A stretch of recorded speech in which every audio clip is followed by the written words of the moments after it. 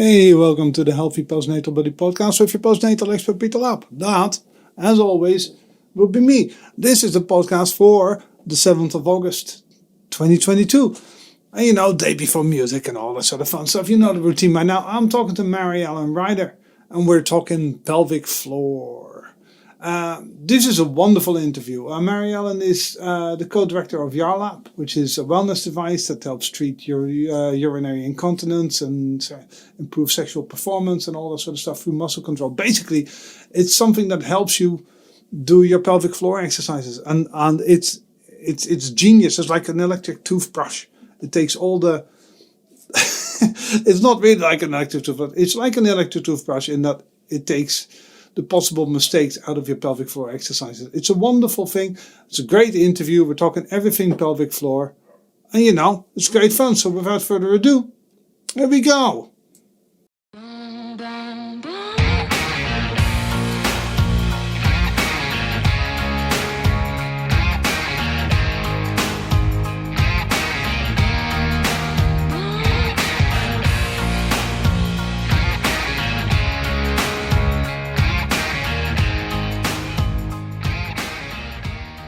The pelvic floor. So what does it actually do, and why should someone who's given birth, actually care about it when you have so many other things that you want to do and could be doing? And let's be honest, nobody can be bothered exercising after giving birth, right? Right. You have another life form to take care of. Exactly, so the last thing that you're doing is I'm going to go do this exercise. And especially an exercise that's extremely difficult to do, especially as a woman, because we have no visual aid that we can physically see the muscle doing what it is actually supposed to be doing, or if we're actually using the correct muscle group. Oftentimes women will use different parts, but the pelvic floor exercises are really important because they keep your bladder, your uterus, and your visceral organs into their natural position. So during pregnancy and childbirth, obviously everything shifts and there's a lot of pressure on your bladder. There's a lot of pressure on your pelvic floor muscles themselves. And sometimes they atrophy, or during childbirth, they'll go through this trauma and they weaken. And so you really want to make sure that you maintain or you regain that control of that pelvic floor muscle so that you're able to regain and maintain that bladder control. So you don't have this I laugh, sneeze, cough, and I pee myself a little bit, or you have all of a sudden lackluster sex, that kind of a situation. So it's really important. The pelvic floor, in my opinion, is basically the foundation of everything. It's really important to keep all of those body parts into where they are supposed to be. So, you don't have your back trying to compensate, your knees trying to compensate this load. So it's really important to keep not only a sexual health aspect, but also bladder control and just overall wellness and body pain alleviation, essentially. So the pelvic floor muscle is integral to all of those. Yeah, and it's interesting, right? Because we see a tremendous amount of ads on telly these days for Tena Lady and all those sort of products, basically female diapers, right? And it used to be when you saw ads like that, there was usually a woman clearly in her 60s or 70s advertising these things. The ads these days all have women in their 30s and 40s. So they've clearly decided, there's a market for this stuff because postpartum, like you said, you have a bit of leakage, you have a slightly weaker pelvic floor, and everybody kind of knows a friend who's given birth, or everybody knows a story of someone who knows someone who's given birth and says, yeah, I just pee myself a little bit when I laugh, but that is just the price I have to pay for having my beautiful baby boy or my beautiful baby girl or whatever. Right? That is completely normal these days, right? Yes, and it's infuriating because it's not the natural step. It is not this next step or something that you have to live with. And I think that for women, we're basically trained to suck it up and just what it is what it is, and you're going to have to deal with it. And when it comes to peeing yourself, that is not something that is supposed to happen naturally. It is your pelvic floor being weakened. And again, it's just your body saying I need help gaining tone, or I need control help please focus on this muscle group. And when you have had a child, most women are basically just told, do your Kegel exercises. Here's a pamphlet. Yep. Good luck. And when it comes to these exercises, specifically Kegel exercises, well over 50% of women who try to do these exercises do them incorrectly, even with written instruction. Yeah. So it's almost like we are set up for disaster or failure from the get-go, because we don't know, most women don't even know that these pelvic floor muscles exist until they're pregnant or trying to conceive or postpartum. And even more, sometimes they don't even know it afterwards. And so they get this pamphlet and they go, this is not even in the top 100 things that I need to be focusing on right now. And they ignore it. And so when they try to do it again, sometimes they have absolutely no control over these muscle groups. And that signal from your brain to your muscle is jumbled and lost. So you can't do it. And you need help from either a device or physical therapist or something like that to help you regain this control. And who has time for that? Who has time for that? It's crazy. And in my opinion, it's a little heartbreaking and rude. but it's really important to keep and maintain that control of that muscle. And again, it's so hard because really the way that we're able to tell it naturally is a lot of times women are told, stop your pee midstream. Well, your toilet is not a gym. So you should not be doing that every time you pee, because that can lead to other issues. For some women, it can lead to UTIs and stuff like that. So it's not a long-term solution. It's just for you to kind of test to see maybe if you need to go and talk to somebody.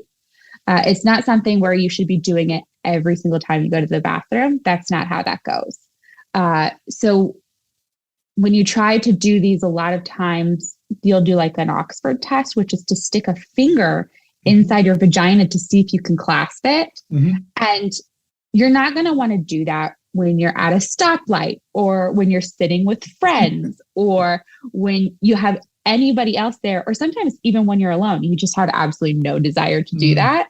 But that's the real gauge to see if you have that control. Can you grasp that finger, or do you have absolutely no control down there? Or is it extremely hard to insert it and you have a hypertoned pelvic floor? There's all these different things where I think we are just taught, once you have a baby, you pee yourself. That's how it is. Suck it up. No need to talk to anybody. And in reality, that's not true. Talk to somebody. Talk to your physician, talk to your licensed healthcare professional, figure out where you are, and then get the help and the tools that you need to stop peeing yourself, because you don't need to be peeing yourself. It is something that can be remedied fairly quickly if you have the right tools and information. Yeah, no, that's what I always say. I put it in the bracket of, yeah, it's common, but it's not right. As in, it happens to a lot of people, but that doesn't mean it is how things should be. So after starting with Yarlap, before it actually, I thought that peeing yourself when you laugh, sneeze, coughed, or like had this sudden urge was something that only grandmothers had an issue with. And going down like this rabbit hole, I found out that my friends in my 20s had this issue and they just thought that it was normal because incontinence only happened to older people. Well, that's not true. And the more I kind of studied it, the more I'm into Yarlap, the more I realize that it's just this notion of just because it's common, it's normal. And that's not true. And so we're trying to kind of break that cycle. And at baby showers, I am now notorious for bringing a PowerPoint. I have a PowerPoint on a keychain in a little USB. It's about 15 minutes long.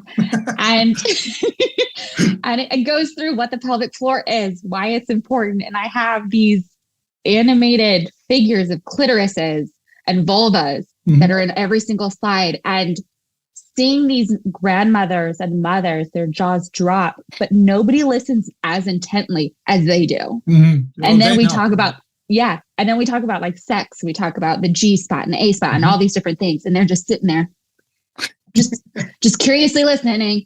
And at the end, they're just like, how do we do this? And I'm like, this is not a sponsored product PowerPoint. This is just me trying to tell you, like, go see somebody, go talk to somebody. This is not normal. It's so easy to fix. And if the Yarlap happens to be that tool, be that perfect pairing, wonderful. But just talk to somebody about it, because there's no shame in it. No, exactly. It's one of those things that I always tell people. Listen, the doctor. So when you give birth in the UK, at least, you get given a pamphlet, or they send you a baby box or whatever they call it, and it says, okay, after 6 weeks you can get your GP checkup, and they will say you can start exercising again, whatever that means. They don't qualify the exercise. They just say, technically, yeah, you can do stuff. The leaflet also says after 2 weeks you can start your pelvic floor exercises again. And I always think that's interesting that they say that, because that's how they phrase it. After 2 weeks, you can start your pelvic floor exercises again. And I bet you almost any money that if I ask women in their, say, early 20s, so who might be contemplating having kids or who are not even considering having kids yet, if I ask them, so what are your pelvic floor exercises? They have no idea what I'm talking about, right? Because that is just it's not on their radar at all from my experience. And then indeed, during your antenatal classes, these things come up. Oh, remember to do your pelvic floor exercises. Well, yeah, sure, I will. But they still have no idea, because nobody, and the same goes for guys with regards to their pelvic floor, at least. We don't know what it's supposed to feel like. As in what it genuinely is supposed to feel like, how each muscle interacts with each other muscle. We kind of know from what you described from Kegels, we kind of know that idea of, just stop your pee midstream. And but is that really what the exercise is? Because I would personally beg to differ. Do you know what I mean? That is it's not just squeeze it up, because it's like what you said earlier on. I had a client that had a personal training client with diastasis recti postpartum, and her problem wasn't so much that it was weak, it was that it was way too tight.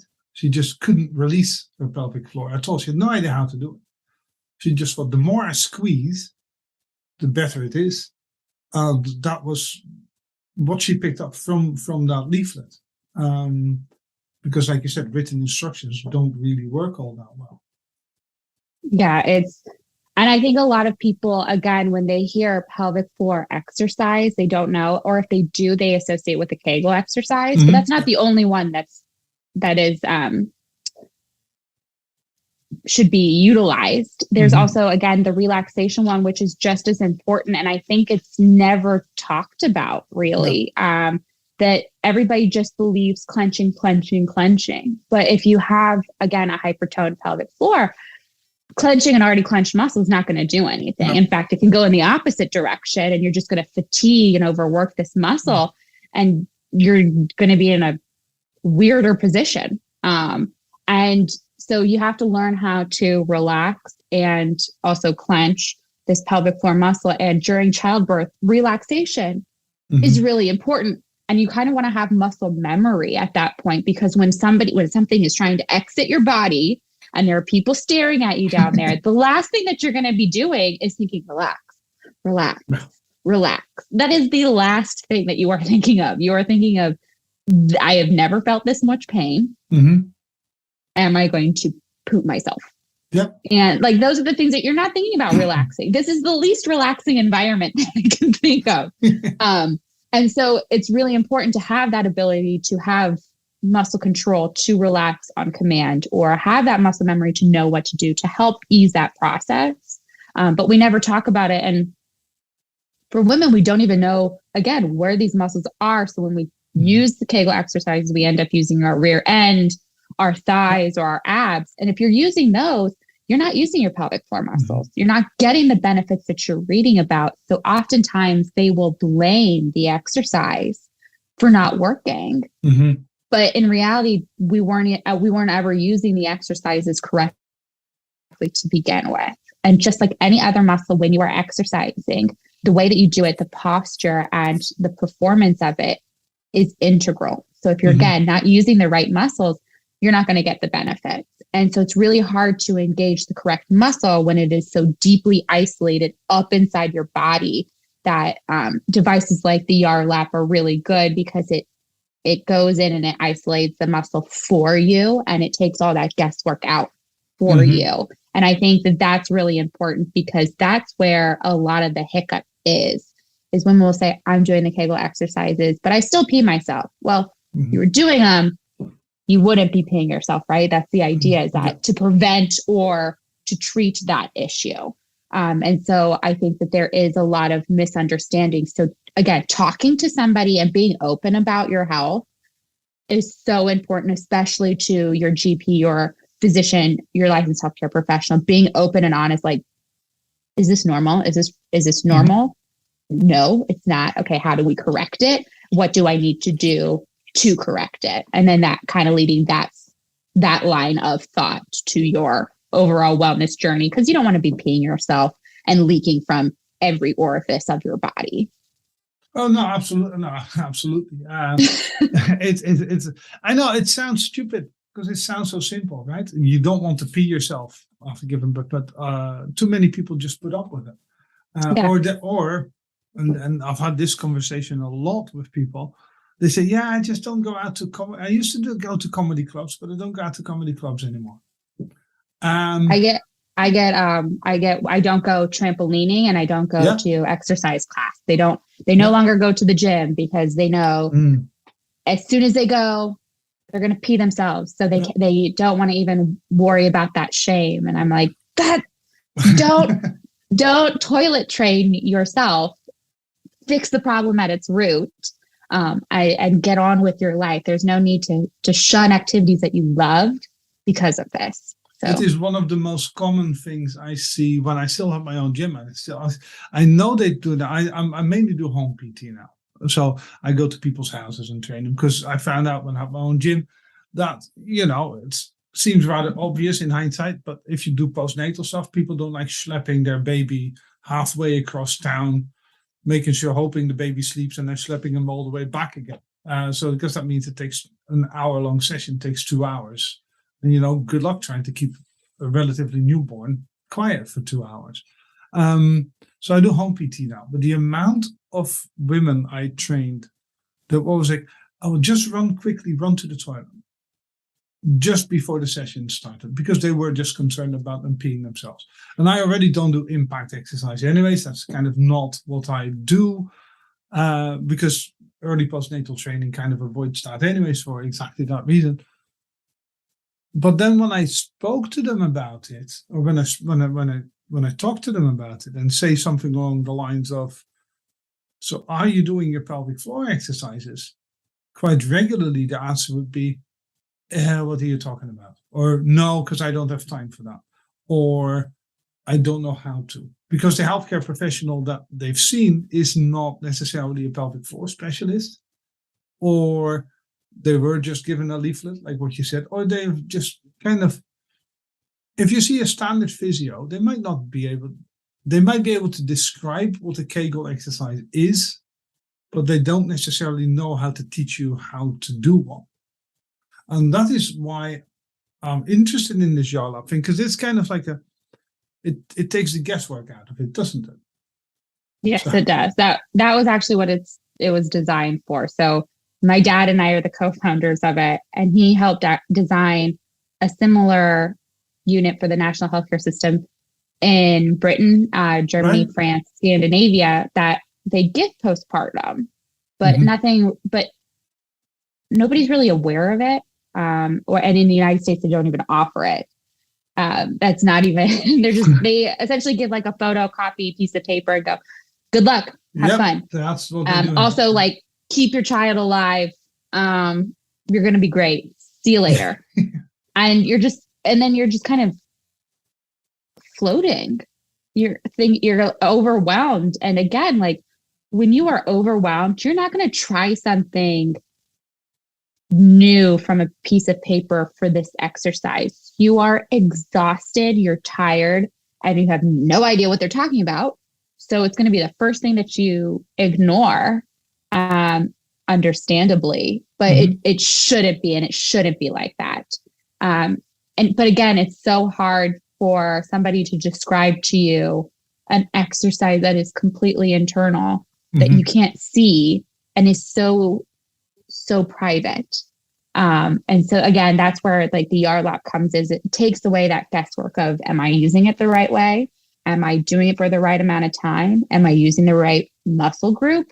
Yes, yes, and yes. And it's just, you just sit there, you can pump, you can feed, you can do whatever, you can sit and watch a movie or a TV show, and it's just all going to be taken care of for you. You don't need to think about it. It's all going to be done for you. So yeah, that sounds really handy, but we don't have to keep it all the way all the way through the movie, right? No, it's 20 minutes. So no. I mean, sometimes we do. We have some people who actually accidentally fall asleep. And the Yarlap has a bunch of safety features in it, so it just automatically stops once it's done. Right. But we will have calls, and they'll say, is it bad? I left it in, and then I fell asleep and I took a nap, and I think, no, you're fine. Like it's absolutely fine. I would just never think of falling asleep. But also, again, I'm not to the point of that exhaustion. Exactly. Yeah. So I'm sympathetic, and you're fine. If you accidentally fall asleep, you're good. Nothing's wrong. Nothing bad's going to happen. You're going to be fine. But it's crazy that this isn't a part of like the natural progression of postpartum. It's just like, again, and some people I have friends who don't even get a pamphlet. They're just told, do your Kegel exercises. We'll see you in a few weeks. Or we'll see you at your child's 1 month checkup. And it has absolutely nothing to do with the mother. The mother gets one checkup afterwards at 6 weeks to see. And if everything is fine, they're great. If not, they'll come back and do a follow-up, but that's very rare. And so it kind of goes from being revolving around the mother and the baby to just being about the baby. Sure. But we kind of forget that the mother needs a lot of help. She needs that support. So how do we integrate that? How do we make it not daunting and not overstimulating, because she's already so overwhelmed. Yeah, no, that's absolutely. See, the whole postpartum thing never ceases to amaze me, to be honest, which is why I do this, because the system has always been.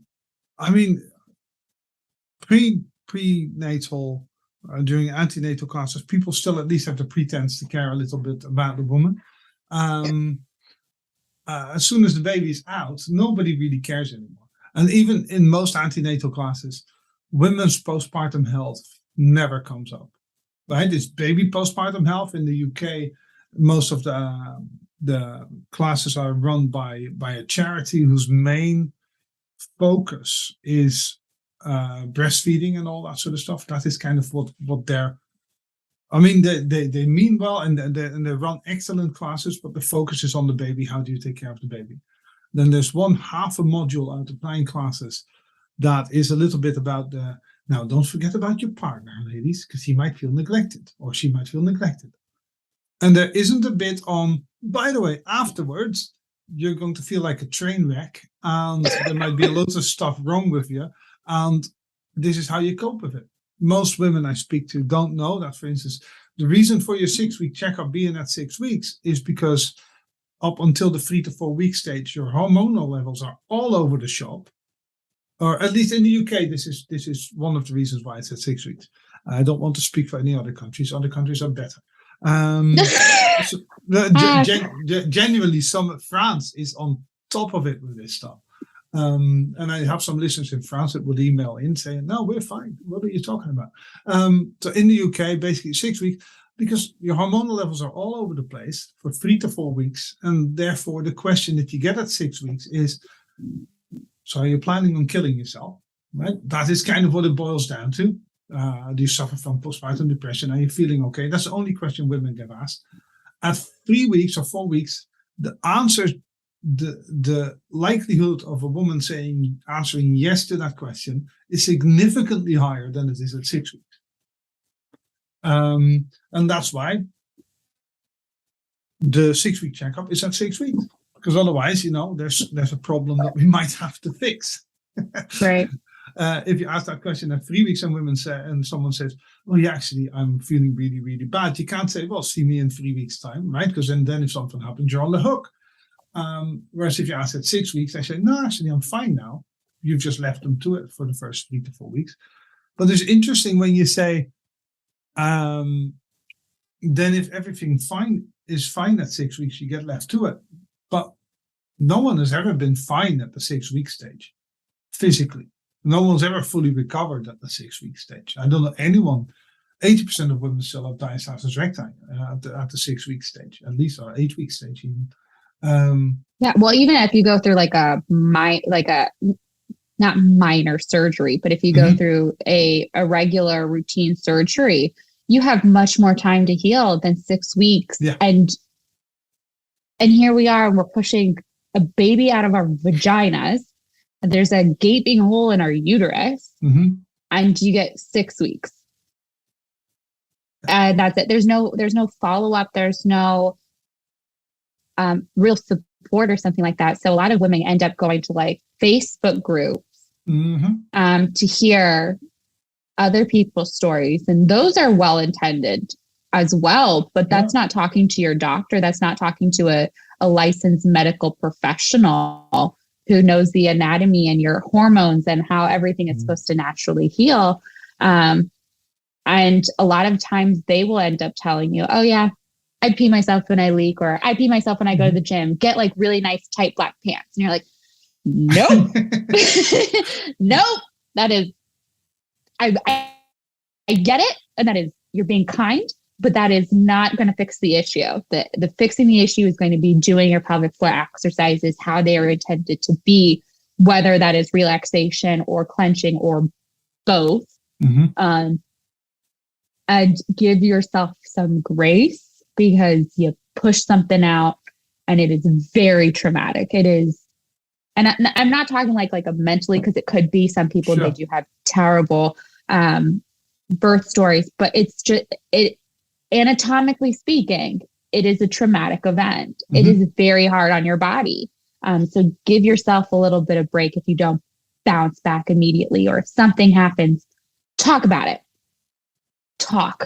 Communicate. Yeah, no, absolutely. So how soon obviously, like you said, you've just given birth, and 2 weeks later you feel a little bit better. But when can you actually start to use, because they say after 2 weeks you can start your pelvic floor exercises again, if it feels okay, is always the caveat that we put in the little pamphlets over here. At which stage are you ready postpartum to use the Yarlap? Because of course you're inserting something again, right? So at what stage is it okay to go, okay, this is now a good idea? Or should we wait a little bit longer? Is it still the 2-week stage? No, so we say that you have to be cleared for exercise, because you want to make sure everything internally is healed. You don't want to be inserting something when there's like a hole for a tear or something like that. So once you've been cleared for exercise, everything is healed. And that's usually, again, at that 6-week mark. That's when we come into play. And that's where we really shine, actually, is postpartum re-education of the pelvic floor muscles. That's our bread and butter. Cool. And it's so this means, obviously, women, listeners, good people, you have to advocate for yourself at that 6-week checkup, right? You have to ask. You have to make sure that the doctor actually checks you out. How usually happens in the UK, and again, France is different, and so is Holland, and so is Germany.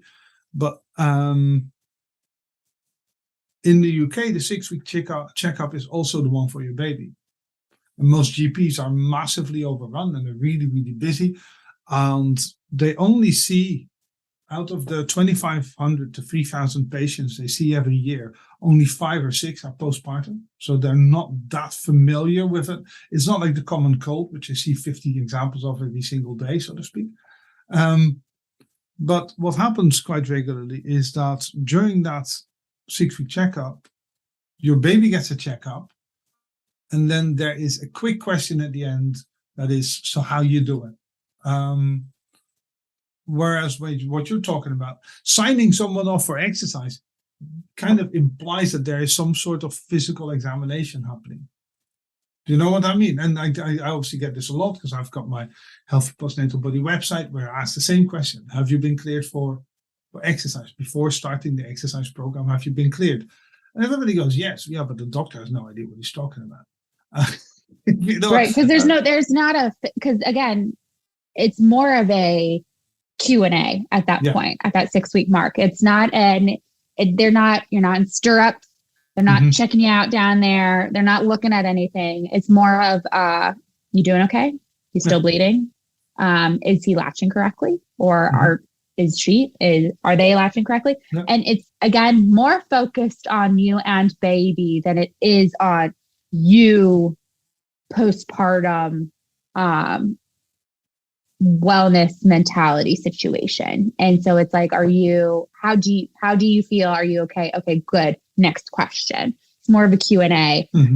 But if you've been cleared to exercise, cleared to have sex, clear for something to be inserted into your vagina by your healthcare professional, that's where we come in. Cool. Because it's a vaginally inserted device that you use for 20 minutes a day, 3 to 5 days a week. It's not something that you have in place permanently. It's not anything like that. It's just a 20-minute device, 3 to 5 days a week to do everything for you. And again, you can be pumping, you can walk around, you can lie down, sit down, whatever you want to do. Because we know that most women don't have time to lie down completely flat, staying still for 20 minutes a day. That's that's not how that's not how our routines are. No, exactly. And it's interesting. So that's early postpartum. And we all know that, right? The sooner you get into this, after your first kid, 6 weeks postpartum, in an ideal world, every woman would start their recovery at that stage. Correct. Realistically, we know, and I know from my personal experience, and I know from the many, many surveys I've done on this, is that most women come to me, at least, after their second or third child. After the first, everything, and I'm air quoting here for the listeners, bounced back naturally, right? Bounced back in no time. They had no idea. It kind of just felt okay-ish after the first, right? The first one you kind of get away with. Do you know what I mean? You have your first baby in your 20s, and it feels fine. It barely looks okay-ish. You're not peeing yourself after the first one necessarily. Most women. It's the second and the third that really mess you up.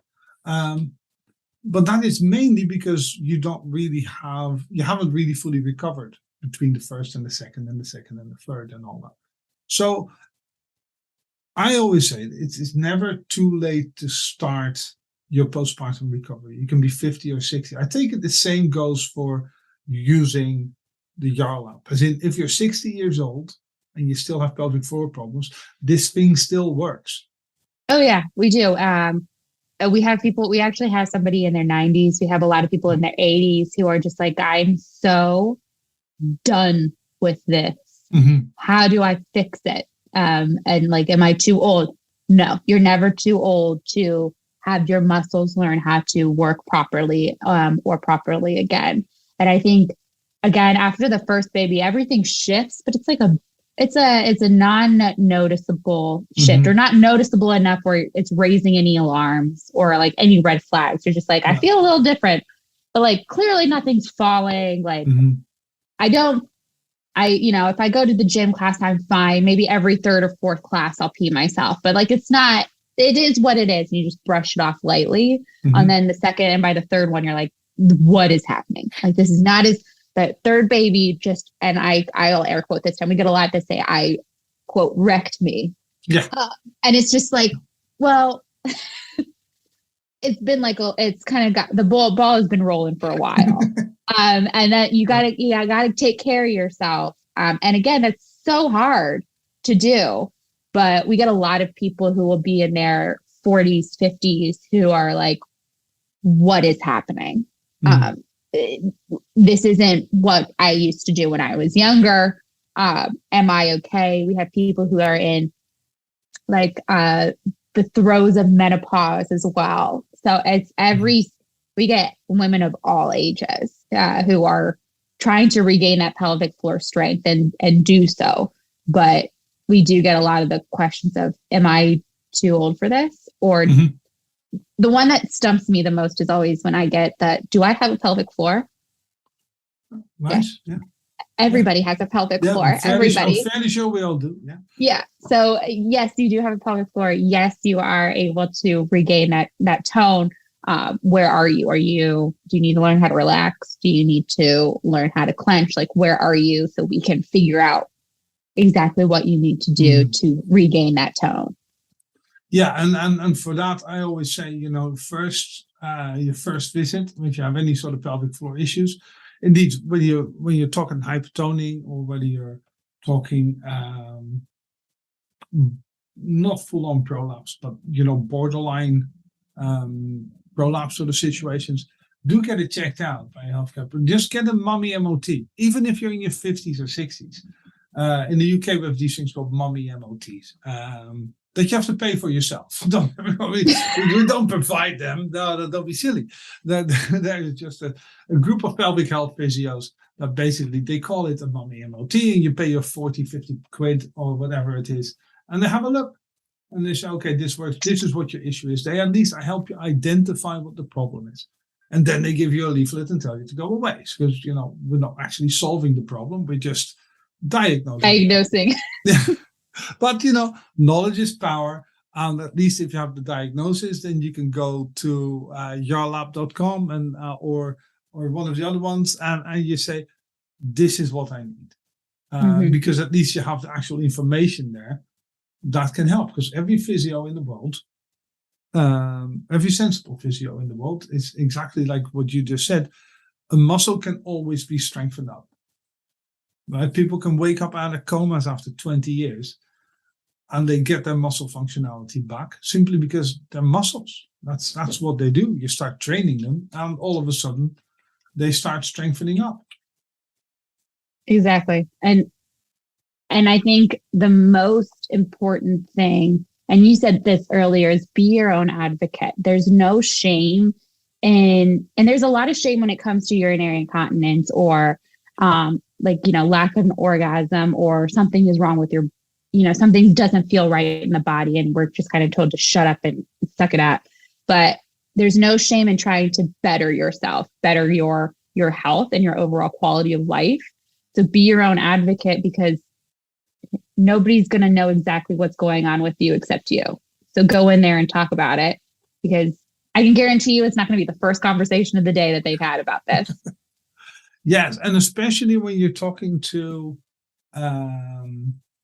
your healthcare professional. They have heard way more disgusting things than whatever you're going to throw on the table. That is what I always say. I train a lot of GPs and surgeons, and really some of the stories I hear, that is just insane. So you saying it's sore whilst I have sex, or I pee myself, or whatever, that is not this. It doesn't even register on their embarrassment scale. It's embarrassing for you, but it's not embarrassing for them, is what I'm saying. Right. If you're working with anybody who's at all in the postpartum field, then it is just a standard conversation. Doesn't matter whether it's a personal trainer or a physio or whatever.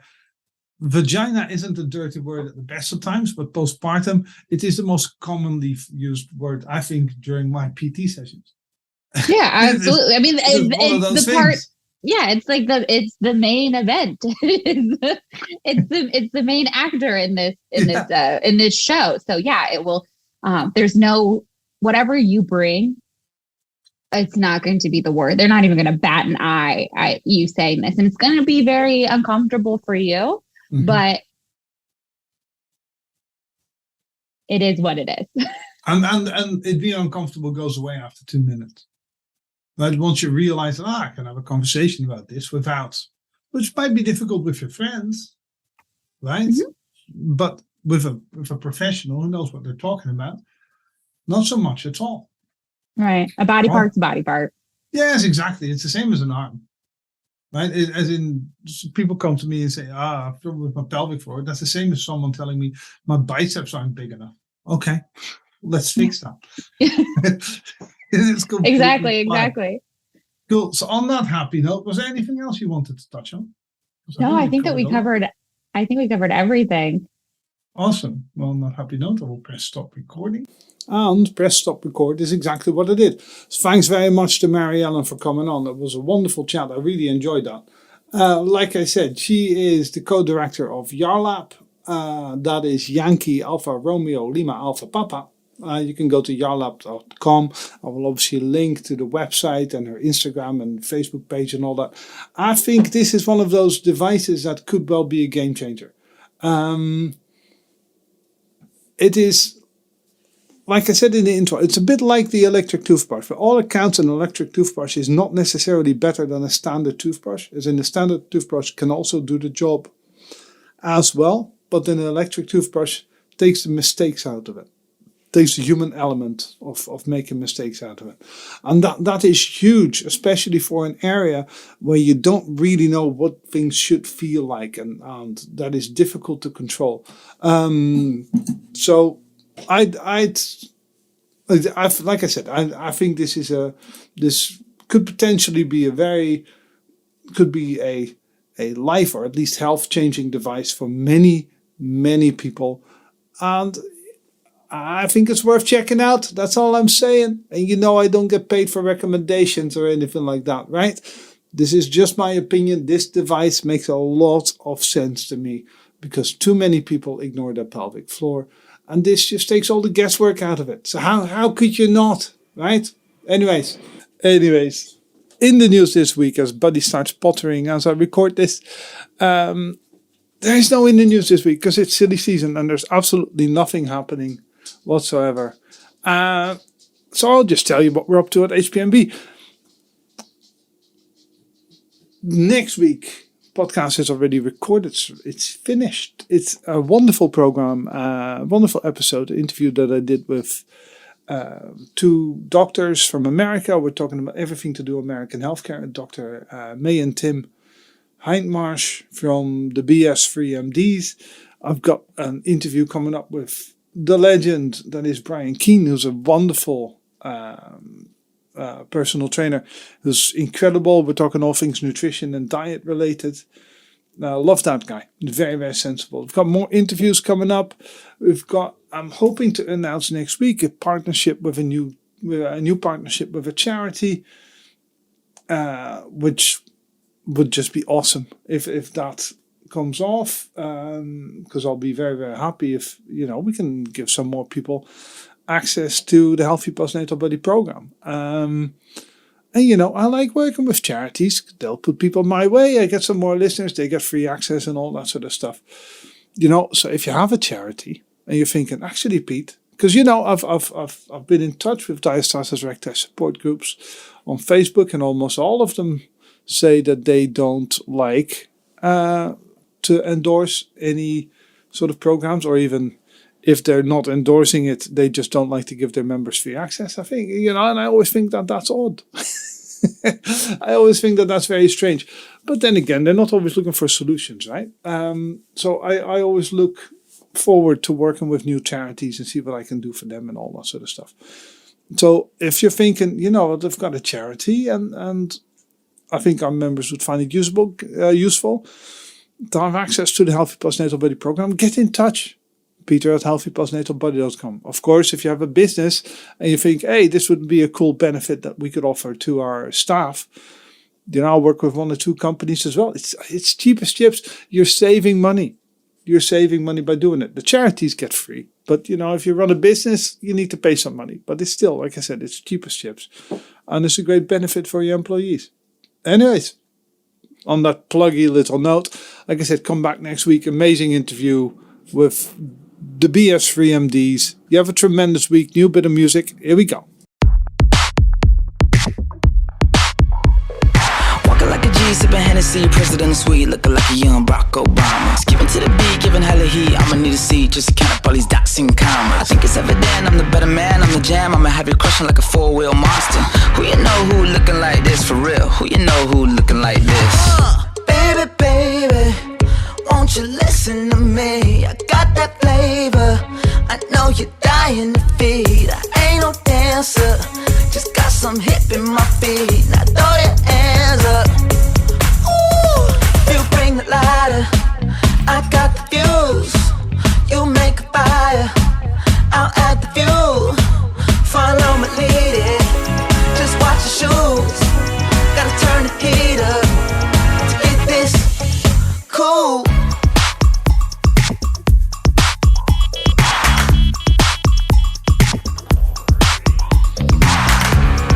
Chin up off the ground and flash that smile for me.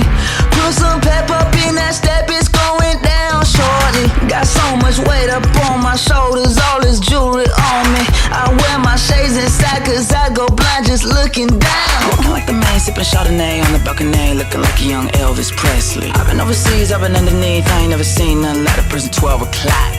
I don't know nobody looking like that, I don't know nobody looking like that. I don't know nobody looking like that. I don't know nobody looking like that. Baby, baby, won't you listen to me? I got that flavor, I know you're dying to feed. I ain't no dancer, just got some hip in my feet. Now